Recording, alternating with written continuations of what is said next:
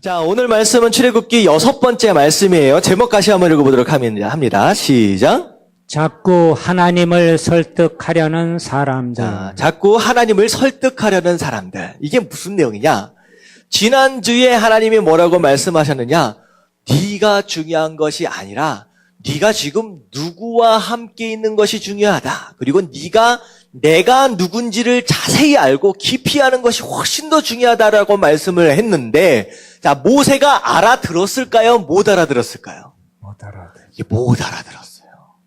모세의 마음에 하나님이 지금 뭐라고 얘기하는지 못 알아듣는 거예요. 그런 상황 가운데 나타난 얘기가 바로 오늘 얘기입니다. 자, 본문 말씀을 한번 읽어보도록 할게요. 출애굽기 4장 1절부터 5절까지의 말씀 천천히 한번 읽어보도록 하겠습니다. 4장 1절부터 5절까지예요. 자, 4장 다 같이 시작. 모세가 대답하여 이르되 그러나 그들이 나를 믿지 아니하며 내 말을 듣지 아니하고 이르기를 여호와께서 내게 나타나지 아니하셨다 하리이다. 여호와께서 그에게 이르시되 내 손에 있는 것이 무엇이냐? 그가 이르되 지팡이니이다. 여호와께서 이르시되 그것을 땅에 던지라 하시매 곧 땅에 던지니 그것이 뱀이 된지라.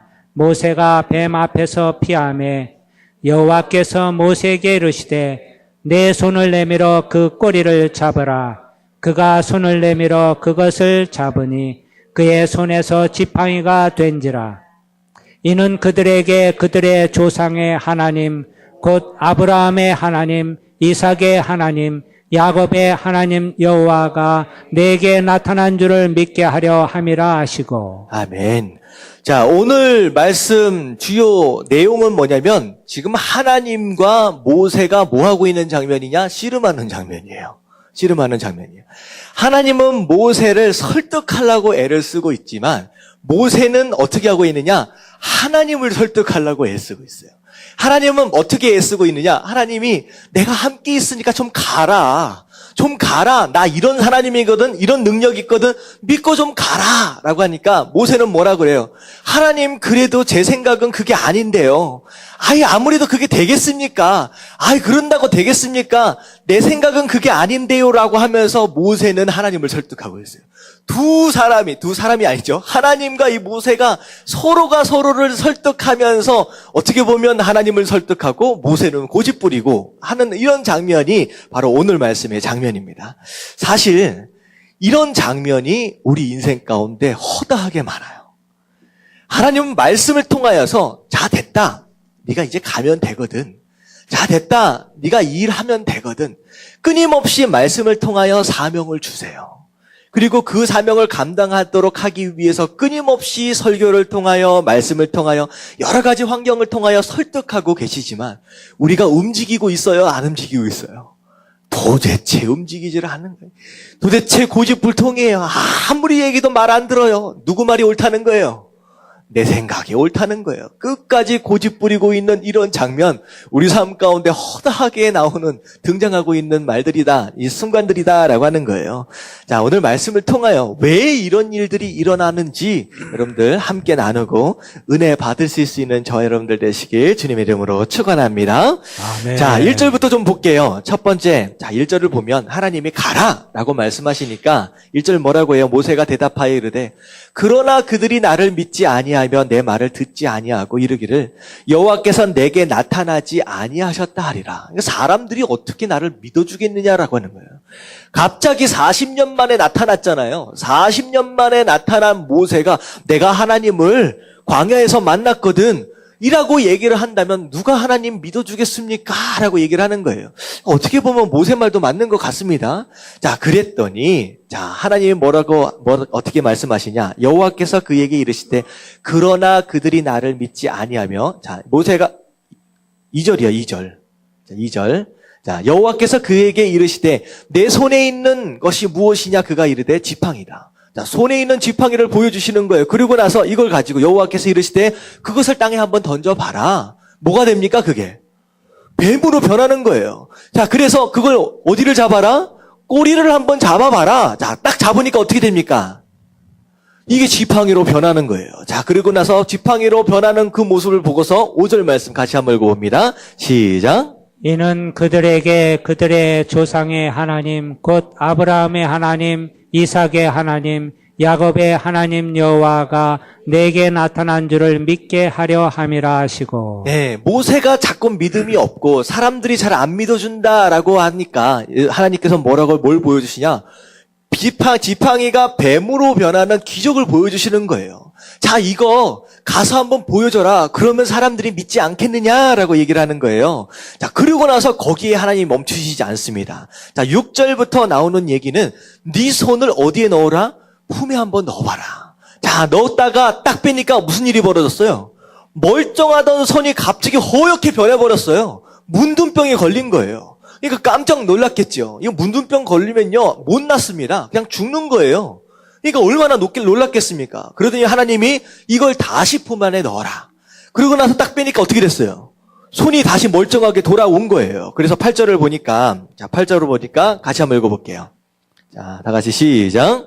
여호와께서 이르시되 만일 그들이 너를 믿지 아니하며 그 처음 표적의 표정을 받지 아니하여도 나중 표적의 표징은 믿으리라. 자, 지팡이가 뱀으로 변하는 이 표적을 믿지 않을지라도 문둥병에 걸렸다가 낫는 이것만큼은 믿지 않겠느냐라고 얘기하는 거예요. 사실 이게 하나님이 이미 앞으로 일을 다 보고 계시는 거예요.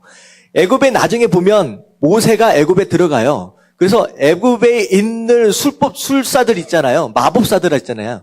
그 마법사들과 함께 대결을 이제 하게 됩니다. 그때 마법사가 뭐까지 해요? 실제로 지팡이가 뱀으로 변하는 그 역사를 똑같이 동일하게 하는 거예요. 근데 사실 이제 하나님께서 다 알고 계시는 거죠. 첫 번째 기적은 몰라본다라고 할지라도, 믿지 않는다라고 할지라도 손이 문둥병 걸렸다가 낫는 것까지는 믿지 않겠느냐라고 얘기를 해주는 거예요. 자, 그리고 나서 구절을 보면 한 가지 더 약속을 하세요.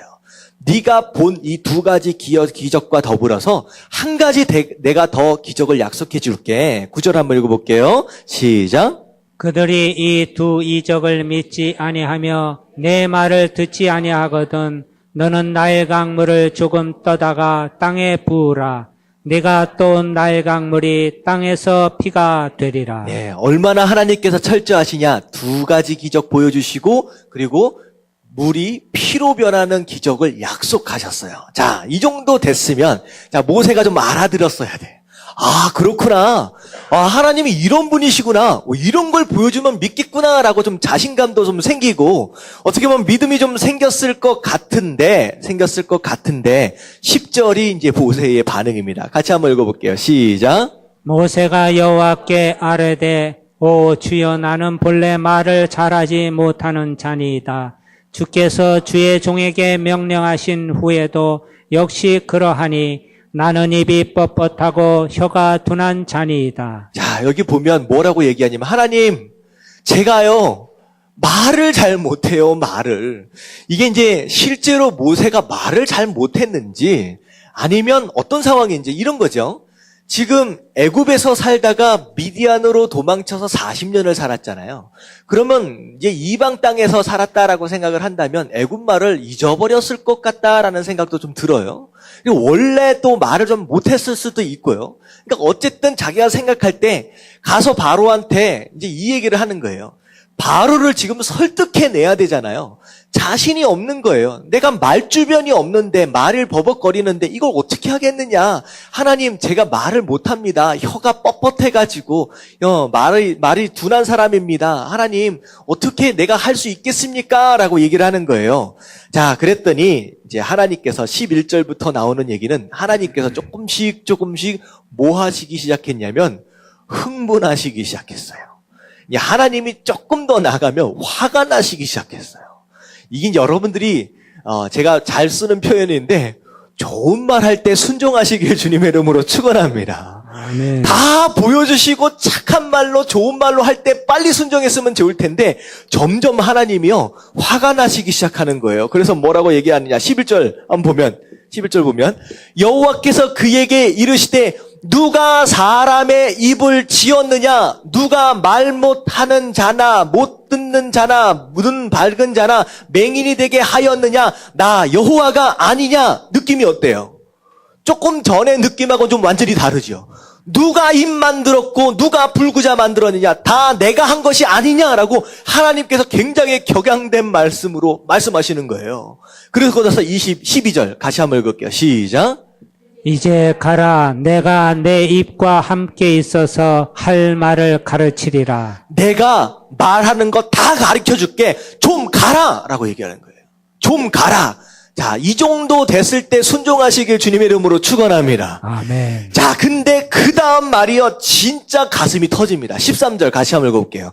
다 같이 시작. 모세가 이르되 오 주여 보낼 만한 자를 보내소서. 자, 이렇게 읽으면 안 돼요. 진짜 실감나게 한번 읽어보세요. 다 같이 시작. 오 주여 보낼 만한 자를 보내소서. 그렇게 얘기하고 하나님의 별 얘기를 하는데 오 주여 보낼 만한 자를 보내소서. 이 얘기는 무슨 얘기냐? 하나님 지금 사람 어떻게 보셨다? 사람 지금 잘못 보신 겁니다. 하나님의 선택과 하나님의 지혜를 지금 의심하는 거예요. 하나님 제정신입니까? 지금 제가 갈 만한 사람입니까? 지금 이 얘기를 하는 거예요. 오 주여 보낼 만한 자를 보내소서. 자, 그 다음 어떻게 됐을까요? 하나님 14절 여호와께서 모세를 향하여 뭐 하셨다? 노하여 이르시되 레위 사람 내 형을 준비해놨다. 화가 나셨어요. 그러니까 이게요, 어떻게 보면 하나님께서 처음 말씀하실 때 들어버렸어야 돼. 나중에 보면 리더십 자체가 아론과 모세로 양분화됩니다. 이게 나중에 보면 심각한 문제를 야기해내요. 나중에 이제 출애굽 과정 가운데서 금송아지 누가 세웠어요? 아론이 주동합니다. 이게 주동자가, 이게 영적인 리더십이 처음 말을 들었을 때 모세로 집중이 되었으면 이스라엘 백성들이 흩어지지 않아요. 근데 여기서 하도 말을 안 들으니까 결국은 아론을 준비해 놓으셨어요. 처음 하나님께서 선택하신 게 맞는 거예요. 끝까지 우기고 고집부리면요, 하나님이 그래 알았어 하고 주신 것은요, 가장 좋은 방법이 아니라 차선책이에요. 이걸 선택하면 어느 순간에는요, 불편함을 겪게 됩니다. 그래서 이게 중요한 게 뭐냐면 처음 말씀하실 때 순종해야 돼요. 자, 아론 내가 준비했다. 그러니까 아론이 대신 얘기해 줄 것이다. 그러니까 그런 마음을 가지고 가라라고 해요. 자, 그리고 나서 자, 15절 말씀 읽어볼게요. 시작. 너는 그에게 말하고 그의 입에 할 말을 주라. 내가 내 입과 그의 입에 함께 있어서 너희들이 행할 일을 가르치리라. 16절 제가 읽겠습니다. 16절. 그가 너를 대신하여 백성에게 말할 것이니 그가 내 입을 대신할 것이요 너는 그에게 하나님 같이 되리라. 17절 다 같이 시작. 너는 이 지팡이를 손에 잡고 이것으로 이적을 행할지니라. 아멘. 자, 읽어보니까 모세와 하나님과 서로 고집부리고 설득하려고 하는 이 모든 과정 보니까 어때요, 마음이? 답답하지요. 아유, 좀 한 번에 좀 말 듣고 가지. 여러분들, 모세는요, 불과 몇 분 안에 설득되어서 이제 갑니다. 근데요, 거의 대부분의 성도는요, 이 싸움을 평생 해요. 하나님과 서로 설득하려고 하는 이 싸움을요, 평생 해요. 30년, 40년, 50년 죽을 때까지 합니다. 끝까지 말 안 듣고 하나님 앞에서 고집 부리다가 가는 인생이 얼마나 많은지 몰라요. 여러분, 이 말씀 도대체 뭐가 문제냐라고 하는 거예요. 자, 문제는요, 이게 우리가 하나님 앞에서 고집 부리는 이유, 문제의 원인은 두 가지예요. 첫 번째가 뭐냐? 자, 다 같이 따라합니다. 믿음이 없기 때문에. 믿음이 없기 때문에. 믿음이 없기 때문에. 믿음이 없기 때문에. 첫 번째 문제는 믿음이 없기 때문에. 두 번째 문제는 다 같이 믿음이 있기 때문에. 믿음이 있기 때문에. 믿음이 있기 때문에. 믿음이 있기 때문에. 이 두 가지 문제 때문에요. 자, 첫 번째, 믿음이 없다라고 하는 게 무슨 뜻일까요? 지금 누굴 못 믿는 거예요? 하나님 못 믿는 거예요. 내가 너랑 정말로 함께 할 것이다. 내가 끝까지 내가 쫓아다니면서 얘기해 줄 것이다. 내가 별의별 것까지 다 준비해 놨거든. 내가 다 알거든. 지금 하나님이 안 믿어지는 거예요. 첫 번째 믿어지지 않는 거, 지난주에 얘기했던 것처럼 누구와 함께 하고 있느냐? 내가 지금 하나님이 내 인생 가운데 함께 하고 계시다라고 하는 것에 대한 신뢰가 지금 없는 거예요. 왜냐하면요, 모세가 40년 동안, 아니요, 그 전 40년 왕자로 살고 있는 동안에 하나님과 함께 했던 경험이 있었습니까? 없었습니까? 모세는 80평생 살면서 하나님과 동행한다라고 하는 거, 하나님과 함께 한다라고 하는 것에 대한 경험이 단 한 번도 있었던 적이 없어요. 40년 동안 왕자 생활을 할 때 뭐 생각했어요? 내가 가지고 있는 젊음과 내가 가지고 있는 능력과 내가 가지고 있는 지휘로 내 백성을 한번 구원해 볼 것이다 라고 하는 그런 자신만만함만 있었어요. 하나님께 단 한 번 기도한 적이 없어요. 그 다음에 떠나서 20년, 40년 동안 살 동안 미디안에서 하나님과 동행한 흔적 하나도 없습니다. 그냥 그저 장인이 준 양 하나 친이라고 바빴습니다. 어떻게 보면 애굽에서 얻어진 상처를 잊고자 발부둥치며 몸부림치셨던 그 삶이 40년 동안의 미디안 생활이에요. 그렇게 살았다는 거예요. 단 한 번도 하나님과 동행했던 경험이 없기 때문에 그것이 뭔지를 몰라요. 그러니까 말씀은 하고 계시는데 듣고는 있는데 이게 뭔지를 모르니까 확신이 안 오는 거예요. 이 믿음이 없기 때문에 못 믿는 거예요. 못 순종하는 거예요.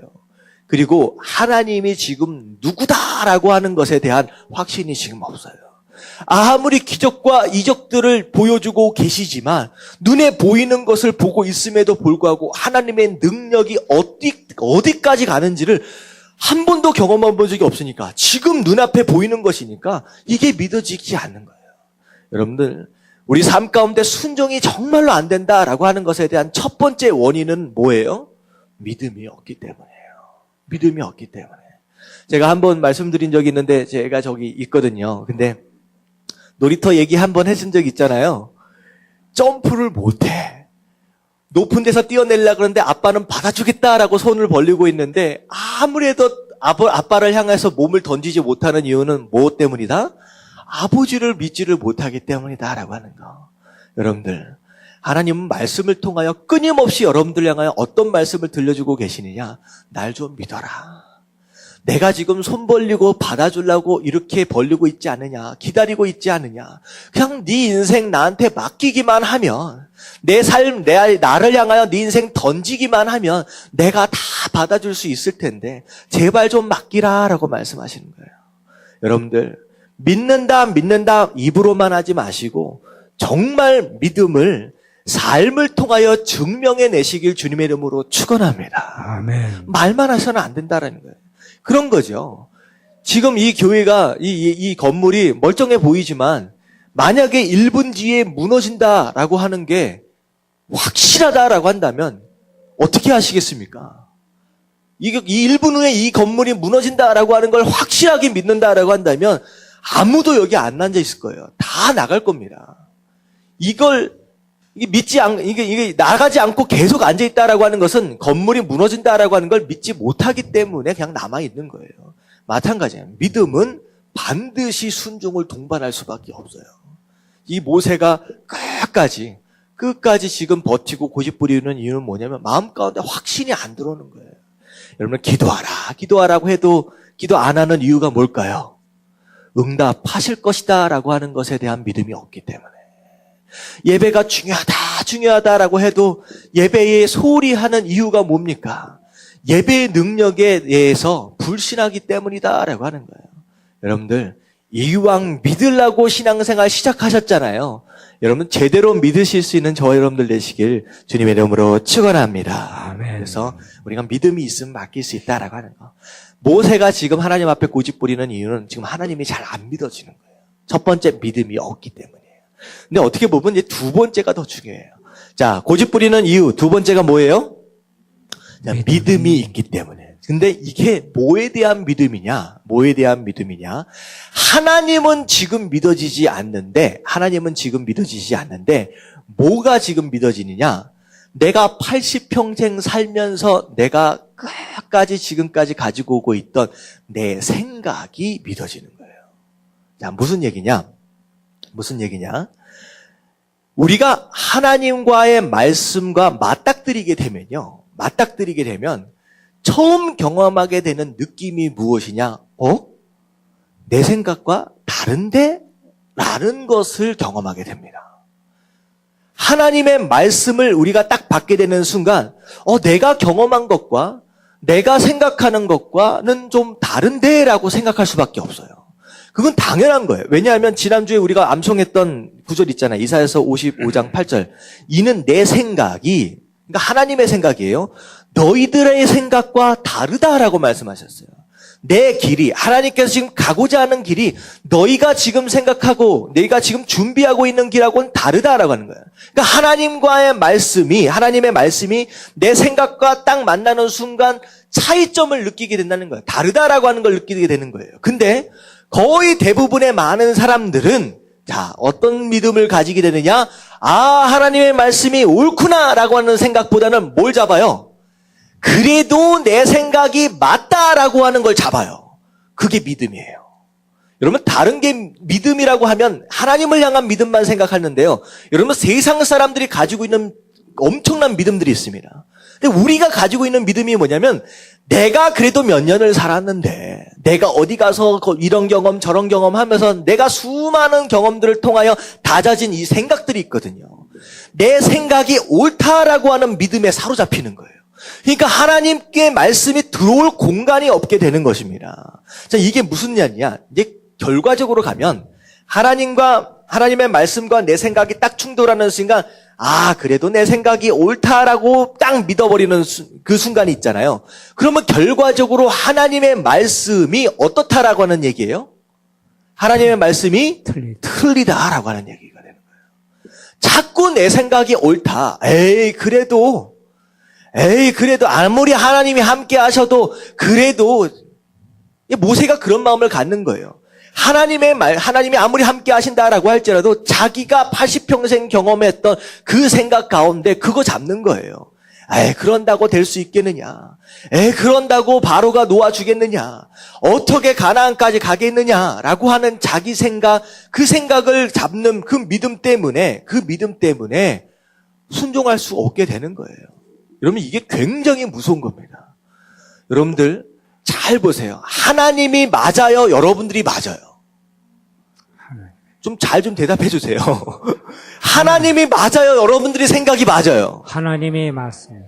하나님의 말이 맞으면 하나님의 말을 따르시길 주님의 이름으로 축원합니다. 아멘. 근데 왜 자꾸 내 생각을 따라가냐는 거예요. 왜 내 생각을 고집하느냐는 거예요. 이게 모세가 지금 그것 때문에 지금 서로를 설득하고 있는 상황이 벌어지는 거예요. 자, 밑으로 좀 내려가면요. 이게 우리가 기도할 때도 마찬가지입니다. 이게 우리 신앙생활에 이런 일들이 많이 일어나요. 자, 우리가 기도할 때 어떻게 기도하는지 아세요? 문제가 발생을 해요. 그러면 이 문제를 놓고 뭐라고 기도하느냐? 하나님, 나에게 이런 문제가 있습니다. 하나님이 이 문제를 이렇게 해결해 주세요 라고 하나님을 뭐 하고 있어요? 코치하고 있어요. 우리가 기도하고 있는 형태를 한번 잘 보세요. 하나님, 이 문제는 이렇게 해결되어야 합니다 라고 하나님을 누굴 코치하고 있어요? 내가 하나님을 코치하고 있어요. 그리고 나서 그게 그대로 안 되면 뭐라고 해요? 하나님이 내 기도에 응답하시지 않았다라고 얘기를 합니다. 이런 형태의 기도를 하는 사람들은 항상 불만으로 가득 차 있어요. 왜 내 기도는 응답 안 하시냐는 거예요. 왜 내 기도에는 응답 안 하시냐라고 하는 거예요. 심지어는 작정 기도를 할 때 하나님 30일 동안 제가 작정 기도 할게요. 하나님 제가 21일 동안 작정 기도 할게요. 하면서 기도하면서 뭐라고 해요? 하나님 이제 20일 남았습니다. 하나님 이제 10일 남았습니다. 하나님 이제 좀 준비되셨나요? 이건 뭐 하나님을 향하여 협박하는 거예요. 하나님 이제 내일이거든요. 아직 응답이 없거든요. 하나님 어떻게 하실 거예요? 무슨 하나님을 향하여 협박합니다. 그래서 제가 이런 기도를 향하여 어떻게 생각하느냐? 절대 굽혀지지 않는 교만한 자아를 가지고 하나님의 멱살을 잡는 기도의 형태예요, 이게. 무슨 얘기인지 아세요? 기도가 아니라 자기는 이미 교만한 마음으로 결정을 했어. 하나님보다 똑똑해. 하나님을 코치하고 있는 가운데 하나님 안 들어주십니까? 하고 하나님의 멱살을 잡는 기도를 하는 경우가 얼마나 많느냐라고 하는 거예요. 이거 기도 아닙니다. 기도는요, 하나님을 설득하려고 하는 시도가 아니에요. 기도가 무엇이냐? 내 생각과 계획과 의지를 일단 하나님 앞에 내려놓는 거예요. 문제와 더불어. 그리고 하나님의 뜻과 결정에 대하여 수용적인 자세로 나아가는 것이 진정한 기도입니다. 여러분들 깨달아지시길 주님의 이름으로 축원합니다. 아멘. 먼저 내려놓는 거예요. 내가 어떻게 하나님보다 똑똑할 수 있어요? 하나님 나를 코치하여 주시옵소서. 제대로 된 기도 응답이 뭔지 난 모릅니다. 하나님 어떤 응답을 나에게 들려주시는 가운데 하나님 그걸 그대로 받을 수 있는 수용적인 마음, 겸손한 마음, 먼저 그 마음을 주시옵소서라고 하는 것이 진짜 기도임을 깨달으시길 주님의 이름으로 축원합니다. 아멘. 아멘. 말씀을 듣고 성경을 읽을 때도 마찬가지예요. 내 생각으로 가득 차 있어. 세상은 이렇게 사는 거야. 인생은 이런 거야 라고 해서 내 생각으로 가득 차 있어서 하나님의 말씀이 들어올 공간이 틈이 없는 사람이 있어요. 딱 팔짱 끼고서 그냥 마치 하나님, 설교 들을 때 이런 사람이 있어요. 제가 보여요. 우리 교인들은 없는데 보여요. 하나님 마치 목사를 향해서 어떤 태도로 나오냐? 한번 말씀 가지고 나를 설득해봐라 라는 그런 태도로 한번 나오는, 나를 한번 감동시켜봐라 라고 하는 태도로 나올 수 있어요. 여러분 이거는 자세가 아니에요. 여러분들 보세요. 예수님께서 씨 뿌리는 자의 비유를 하신 적이 있어요. 자, 한번 볼게요. 13장, 마태복음 13장 18절부터 19절까지 말씀 같이 한번 읽어봅니다. 시작. 그런즉 씨 뿌리는 비유를 들으라. 아무나 천국 말씀을 듣고 깨닫지 못할 때는 악한 자가 와서 그 마음에 뿌려진 것을 빼앗나니 이는 곧 길가에 뿌려진 자요. 자, 씨 뿌리는 비유를 하시는데 아무나, 그러니까 누구든지를 얘기하는 거예요. 제너럴한 근데 모든 사람들입니다. 천국 말씀을 듣고, 그러니까 말씀을 들었어요. 설교를 들었어요. 말씀을 읽었어요. 근데 깨닫지를 못한다. 아하! 깨닫지를 못한다는 건 무슨 뜻이냐? 말씀을 통하여 내가 설득되어지지 않을 경우를 얘기하는 거예요. 아, 하나님이 맞구나. 하나님의 생각이 옳구나. 라고 하는 그런 반응이 오지 않으면 어떤 일이 벌어져요? 사단이 와서 그 마음에 뿌려진 씨앗들을, 말씀의 씨앗들을 다 가져가 버릴 것이다. 라고 하는 거예요. 싹이 뿌리를 내릴 수 있어요? 없어요? 없어요. 열매에 기대할 수 없는 인생이 된다는 거예요. 그렇다고 한다면 이게 말씀을 들었는데 깨달음이 없어요. 설득되어지지 않아요. 이게 어떤 상태냐? 이걸 바로 길가라고 표현하고 있습니다. 자, 길가가 어떤 형태로 만들어지는지 한번 생각해 보세요. 길은 어떻게 만들어져요? 뿌리를 내릴 수 없을 정도로 단단한 길은 어떻게 만들어져요? 아스팔트. 밟히는 가운데 만들어져요. 여러분, 인생을 살다가 보면 수많은 사건들과 상처들과 경험들을 통하여 수백 번, 수만 번을 밟힘을 경험하게 됩니다. 이게 경험이에요. 그 경험들이 쌓여가면 어떻게 됩니까? 밟힘이 점점점 많아지면 많아질수록 이 길이 점점점 단단해지는 것처럼 우리의 마음도 수많은 경험들을 통하여 단단해지고 바짝바짝 마르고 굳어져 버린다는 거예요. 그래서 도저히 말씀이 뿌리를 내릴 수 없는 상태로 변해버린다라고 하는 거예요. 이게 바로 그 상태입니다. 내 생각으로 가득 차 있어요. 교만한 모습입니다. 절대로 하나님 말씀이 들어올 수 없도록 아예 바리케이트를 쳐버렸어요. 단단하게 만들어버렸어요. 어떤 뿌리도 내릴 수 없도록. 그러면 아무리 수백 번, 수만 번 말씀이 선포되어진다라고 할지라도 싹을 틔울 수 있다, 없다? 없다라고 하는 거예요.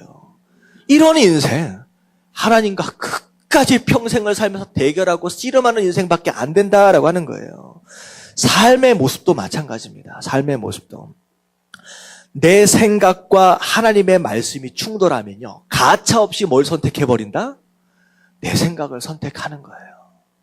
여러분, 이런 사람들이 교회 안에 많이 있습니다. 진정한 신앙생활은 하나님의 말씀이 다스리는 삶이다라고 말씀하셨어요. 그게 천국이고 그게 하나님 나라라고 말씀드렸습니다. 근데 아니에요. 하나님의 말씀이 날 다스리는 게 아니라 그 고집, 내 생각, 그게 나를 다스리는 거예요. 아, 그래도 인생은 그게 아닌데. 그래도 신앙생활은 그게 아닌데. 자기 생각 가운데 사는 거예요. 그래 놓고 뭐라 그런지 아세요? 항상 핑계대요. 항상 핑계대요. 그럼 이런 거 있잖아요. 내 생각대로 그렇게 살았으면 지금 잘 살아야 돼요? 못 살아야 돼요? 잘 살아. 그게 옳다라고 믿고 살았으면 진짜 옳았으면 잘 살아야지. 근데 지금 못 살아. 지금 문제 가운데 지금 허덕이고 괴로워하고 있어. 그러면 항상 뭐라 그래요? 무슨 핑계를 대요? 내가 하나님의 말씀에 순종하지 않아서라고 얘기를 합니까? 아니요. 그렇게 핑계대지 않아요. 누구 때문에? 옛날에 이런 사건 때문에, 나에게 이런 경험 때문에, 누가 이렇게 나한테 해줬기 때문에, 우리 가정이 이래서, 우리 아버지가 이래서, 우리 어머니가 이래서 맨날 남 핑계예요. 내가 말씀에 순종하지 않고 내가 말씀대로 따라가지 않았다라고 하는 건 단 한 번도 생각하지 않고 내 인생 여기까지 온 것은 다 남 때문이라는 거예요. 다 남 때문이라는 거예요. 여러분 이게 이런 겁니다. 심지어는요. 누구 때문이라고까지 얘기하는지 아세요? 하나님 때문이래. 지가 순종하지 않아놓고.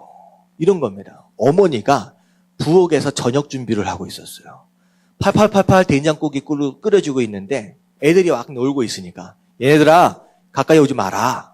이거 만지지 마라. 라고 얘기를 했는데 애들이 말을 듣습니까? 안 듣습니까? 오지 말라고 자꾸 오는 거야. 그리고 이거 만지지 마라. 뜨겁다라고 얘기를 하는데 기어코 뜨겁다고 만지지 말라고 한 거. 마치 선악과 따먹지 말라고 한 거. 꼭 거기 가서 앉아 있는 거야. 만지지 말라고 했는데 된장국 뭔지 자꾸 건드려. 제발 좀 건드리지 말라고 그렇게 말했는데도 불구하고 또 건드려서 어떻게 해요? 확 엎었어. 그래 뒤었어. 뭐라 그래요? 애가 나중에 한참 울고 나서 누구 때문이라고요? 엄마 때문이라는 거예요. 왜 저녁 때 국을 끓였냐는 거예요. 난 된장국 싫은데. 이게 인생입니다. 이게 인생이에요. 자기가 일을 다 버려놓고 나중에는 하나님 책임이라는 거예요. 하나님 책임이라는 거예요. 여러분 결혼 문제도 마찬가지입니다. 하나님 불신자랑 결혼하라 그랬어요? 말라 그랬어요? 말씀에 얘기하잖아요. 고린도후서 6장 14절 같이 한번 읽어봅니다. 시작. 너희는 믿지 않는 자와 멍에를 함께 매지 말라. 의와 불법이 어찌 함께하며 빛과 어둠이 어찌 사귀며. 자, 청년들. 자, 누가 있는지 모르겠는데 청년들 이 말씀이 있어요. 절대 믿지 않는 사람하고 결혼하지 말라고 하나님 말씀 분명히 말씀하셨어요. 근데 데리고 와. 신앙이 없어. 근데 뭐라 그래요? 어떻게 하려고 결혼한다고? 구원시키려고, 전도하려고. 목사님, 제가 이 사람 붙잡지 않으면 이 사람 어떻게 구원받겠습니까? 이 집안 어떻게 구원받겠습니까? 선교적인 차원에서 자기가 결혼한다는 거예요. 참, 말이라도 못하면 다행이지. 하여튼간 말은 잘해. 그래 놓고 들어가. 그래 놓고 힘들어. 신앙생활 못해. 너무 괴로워. 그럼 뭐라 그래요? 어찌하여 나한테 이런 시험을 허락하십니까? 누구 책임이라는 거예요, 지금? 말을 안 듣는 건 자기인데, 끝까지. 술 마시라 그랬어요? 마시지 말라 그랬어요? 에베소서 5장 18절 같이 읽겠습니다. 시작. 술 취하지 말라. 이는 방탕한 것이니 오직 성령으로 충만함을 받아라. 자, 이 말씀을 듣고서, 취하지 말라고 했지, 마시지 말라고는 안 했다는 거예요. 성령의 충만함 받을 거는 생각 안 해. 그냥 취하지 말라 그랬으니까 마시는 정도면 괜찮지. 하지 말라, 먹지 말라라고 얘기하면 목사님이요 사회생활 못 해봐서 그러시는데요. 요즘 세상이 어떤 세상인데 술 안 마시고 하면요 사회생활 자체가 안 됩니다. 변명은 잘해, 말은 잘해. 그래가지고 가는 거예요. 결국은 하나님 말씀과 내 생각 둘 중에 누구 선택하는 거예요? 어느 거 선택하는 거예요? 내 생각을 선택한다라고 하는 거예요. 하나만 더 말씀드릴게요. 사울과 바울의 차이가 뭐가 있는지 아세요? 사울과 바울의 차이. 사울을 잘못했어요.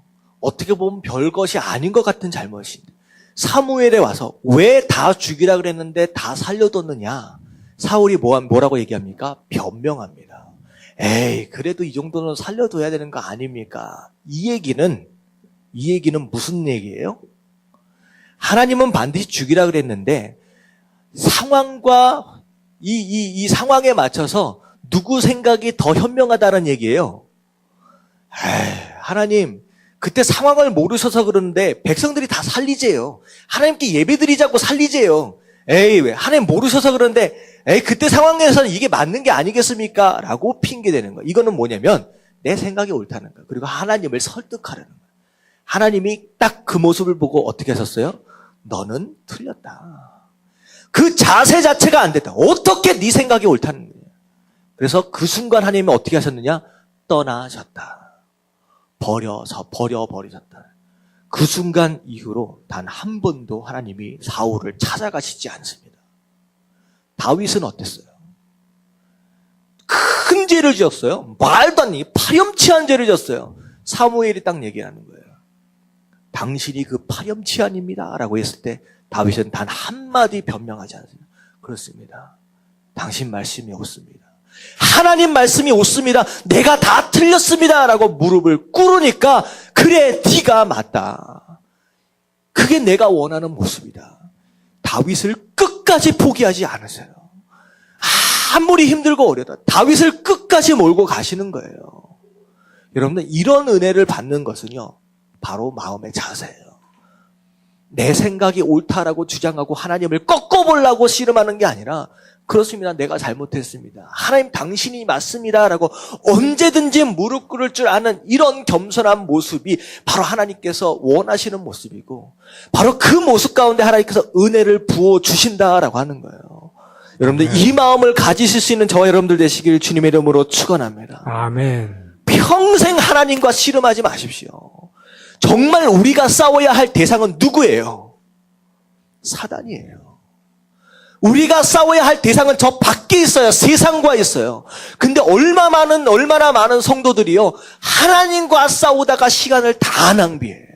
하나님과 싸우다가 하나님 제가 옳거든요. 당신이 틀리거든. 이 씨름을 평생을 하다가 사명 한 번 제대로 감당 못하고 그냥 간다라고 하는 거예요. 여러분들 이게 얼마나 중요하냐. 마지막 한 가지만 말씀을 드릴게요. 성숙하다라고 하는 건 나이가 들으면 성숙해요. 성숙하다라고 하는 뜻의 의미는 뭐냐면 한번 볼게요. 다시 한번 읽어볼게요. 시작. 이제 다른 사람의 이야기를 들 줄 안다. 나이를 들어가면 들어갈수록 성숙해집니다. 성숙해지면 어떤 마음이 되냐면 열려요. 이제는 다른 사람들의 이야기를 들어줄 수 있는 마음의 자. 이게 성숙함입니다. 신앙생활도 마찬가지예요. 진짜 성숙한 신앙생활은요. 이제는 하나님을 향하여 들어줄 수 있는 마음의 상태가 되는 거예요. 그래서 제가 어떻게 정의를 내렸느냐. 같이 한번 읽어봅니다. 시작. 하나님을 설득하는 것이 아니라 하나님께 설득당하는 것이다. 여러분 말씀을 통하여 예배를 통하여 하나님께 설득당하시는 저와 여러분들 되시길 주님의 이름으로 축원합니다. 아멘. 신앙생활을 제가 곰곰이 생각하다가 요즘에 그 류현진 나오잖아요. 요즘 뭐 7승 도전했는데 실패하고 막 그래가지고 이제 투수니까 제가 그 생각을 했어요. 신앙생활을 함에 있어서 성도의 위치는 투수가 아니라 포수가 아니겠느냐라는 생각을 했어요. 투수는 뭐해요? 공을 던져요. 어떤 사람은 투수가 성도의 모습인지 알아요. 그리고 하나님을 향하여 하나님 받아주세요 하면서 이번에 이런 공입니다 저런 공입니다 막 들이던지는 사람이 있어요. 그리고 하나님이 받아줘야 돼. 그러면 이런 모습은요 바뀐 겁니다. 진짜 성도의 모습은요 포수의 자세예요. 하나님께서 던져주시는 공을 열심히 받아내려고 애를 쓰는 모습이 성도라는 거예요. 성도의 모습이라는 거예요. 근데 재밌는 거는 사인은 누가 던져요? 투수가 사인을 던지지 않습니다. 포수가 사인을 줘요. 여러분 이거는 기도예요. 하나님께 하나님 이번에는 직구일까요? 그러면 하나님이 아니. 이러면 커브일까요? 그래. 누가 선택해요? 투수가 선택해요. 그래 이번에는 커브야. 그러면 엄청난 속도로 날아오는 공을요. 포수가 보고받는 게 아닙니다. 커브야 라고 하는 사인에 응답을 듣고 커브 쪽으로 글러브를 갖다 대는 거예요. 그러면 받아집니다. 내 마음대로 사인을 날리고 내 마음대로 글러브를 갖다 대는 사람은 받을 수 있어요 없어요? 못 받는 거예요. 인생 실패하는 겁니다. 자꾸 투수 자리에 서가지고 던지려고 애쓰지 마시고, 그리고 사인 포수 자리에 앉아 있으면서도 아무 사인이나 던지면서 고집 부리지 마시고, 하나님께서 그래 그거야 라고 말씀하시면 그 자리를 향하여 글러브를 갖다 댈 수 있는 그런 모습이 성숙한 신앙이다라고 하는 거. 여러분들 그렇게 신앙생활을 하실 수 있는 저 여러분들 되시길 주님의 이름으로 축원합니다. 아멘. 우리 기도하시겠습니다. 기도하실 때 하나님, 여러분들 회개하시면서 하나님, 내가 여태껏 내 뜻을 막 고집하면서 하나님한테 막 설득하려고 고집 부리고 모세의 모습처럼 그렇게 나아갔다라고 한다면 이제는 내 생각 좀 내려놓게 하시고 말씀을 받을 수 있는 정말로 옥토와 같은 사람들 될 수 있도록 해달라고 우리 다 같이 주님 한번 부르짖고 통성으로 기도하겠습니다. 시작. 주님, 할렐루야. 하나님 감사합니다. 하나님 우리 삶 가운데